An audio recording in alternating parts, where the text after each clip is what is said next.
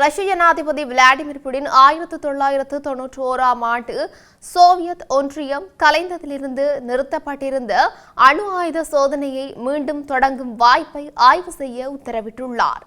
Putin உத்தரவு காரணமாக Russia அணு ஆயுத சோதனையை மீண்டும் தொடங்க வாய்ப்பு ஏற்பட்டுள்ளது. அமெரிக்கா ஜனாதிபதி டொனால்டு டிரம்ப் அணு ஆயுத சோதனையை மீண்டும் தொடங்கும் திட்டத்தை அறிவித்ததைத் தொடர்ந்து ரஷ்யா பாதுகாப்பு அமைச்சர் முழுமையான அணு சோதனைக்கு தயாராகுவது அவசியம் என குறிப்பிட்டுள்ளார்.